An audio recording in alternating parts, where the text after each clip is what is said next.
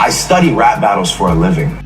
Drake isn't just battling rappers anymore, he's battling the entire music industry. And the names he's dragging into court aren't just rivals. They're some of the biggest power players in music and entertainment: Roc Nation, PG Lang, the NFL, Spotify, Apple, even YouTube and Billboard. So why is Drake pointing his legal cannons at Jay-Z's empire, Kendrick Lamar's company, and the very platforms that helped make him a superstar? And what happens if he actually wins? This isn't just another rap beef, this is a legal war, and the story you're about to hear might just change the music industry forever.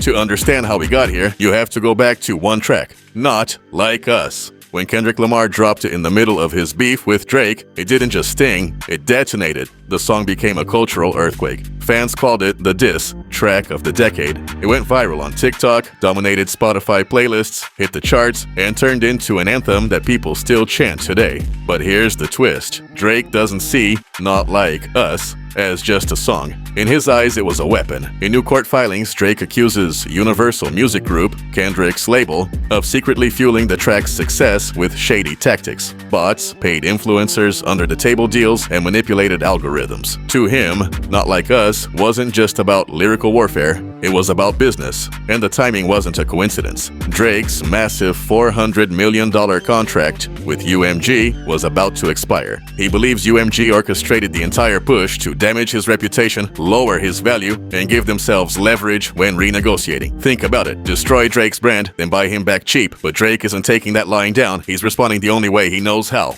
with a scorched earth lawsuit aimed at almost everyone in the industry.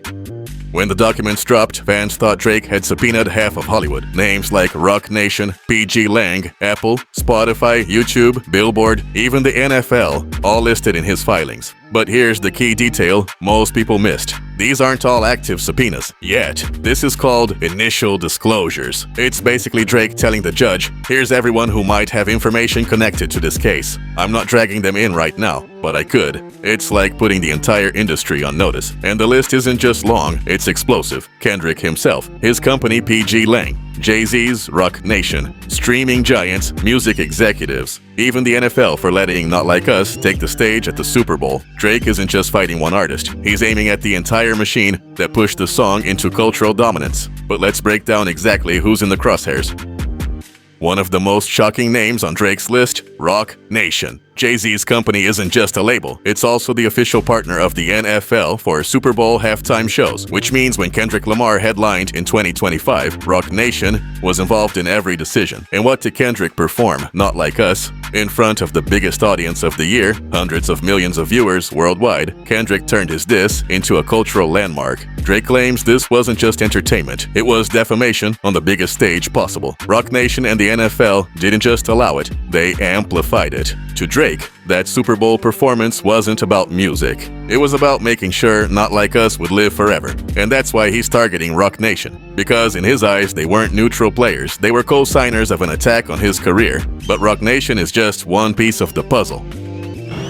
I study rap battles for a living. If Roc Nation gave Kendrick the stage, PG Lang gave him the megaphone. PG Lang, Kendrick Lamar's own company, plays a central role in Drake's lawsuit. According to him, they weren't just managing Kendrick's career, they were engineering the viral success of Not Like Us. The filings claim PG Lang used covert marketing tactics, paying influencers to promote the song, using bots to inflate streams, whitelisting the track on YouTube, meaning reaction channels could post videos about it without copyright strikes, ensuring the song spread even faster. Think about how massive that is. Normally, reaction videos get hit with copyright claims, but for Not Like Us, thousands of them stayed up. Coincidence? Drake says no. According to him, this was all part of a carefully planned strategy, not just to win a rap beef, but to crush his reputation in the public eye.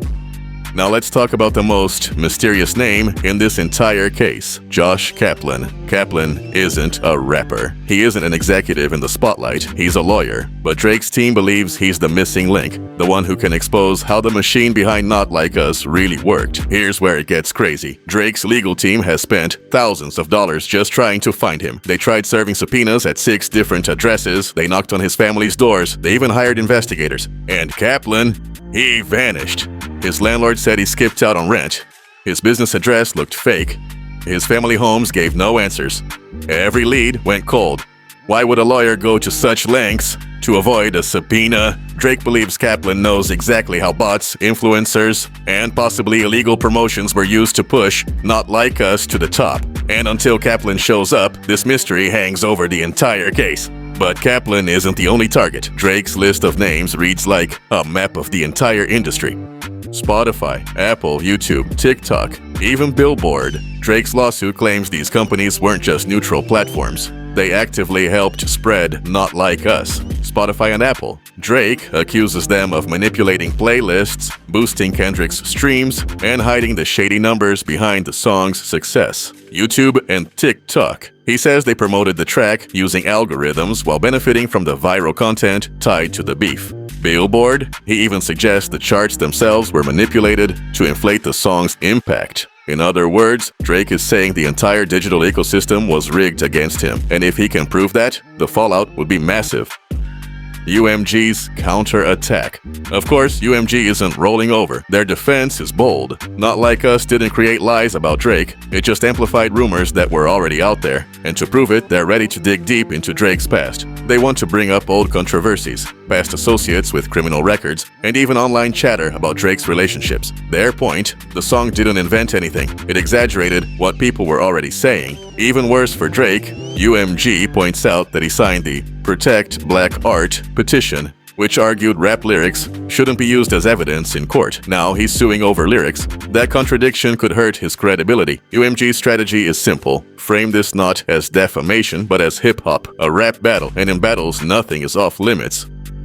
What's really at stake? So why is Drake pushing so hard? It all comes down to money and power. Drake's $400 million UMG contract was ending. His publishing catalog, worth hundreds of millions, was in play. Whoever controls that catalog controls an empire of streaming revenue, licensing deals, and future earnings. Drake believes UMG tried to sabotage him so they could renegotiate on their terms. And his lawsuit isn't just about clearing his name. It's about protecting his empire. The damages he's asking for cover everything. General damages for his reputation, special damages for missed opportunities, punitive damages to punish UMG, even compensation for every time Not Like Us played on the radio instead of his own songs. If he wins, the payout could be historic, but if he loses, the court battle itself could expose secrets about his career, his past, and his business dealings, secrets he might not want in the public eye.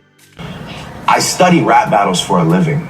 The bigger picture. This lawsuit isn't just about Drake. It's about the future of rap beefs. For decades, diss tracks were settled on wax. Jay-Z versus Nes, 50 versus Jay, Pusha T versus Drake. The rule was simple. You fight with music, not with lawyers. But now, Drake has moved the battlefield into the courtroom. If he wins, it could set a dangerous precedent. Every diss track could become a lawsuit. Every bar could turn into legal evidence. And labels might start pulling back from releasing controversial songs out of fear of being sued. It could change hip-hop forever. So here's where we are. Drake versus Universal Music Group, Rock Nation, PG Lang, the NFL streaming giants. A list of names that reads like a who's who of the music business. If the case goes forward, the industry's dirtiest secrets, from bot farms to backroom deals, could spill out for the world to see. Drake isn't just fighting for his reputation, he's fighting for control of his legacy. And if he's bold enough to take on the entire music industry in one swing, you have to wonder, what happens if he actually wins?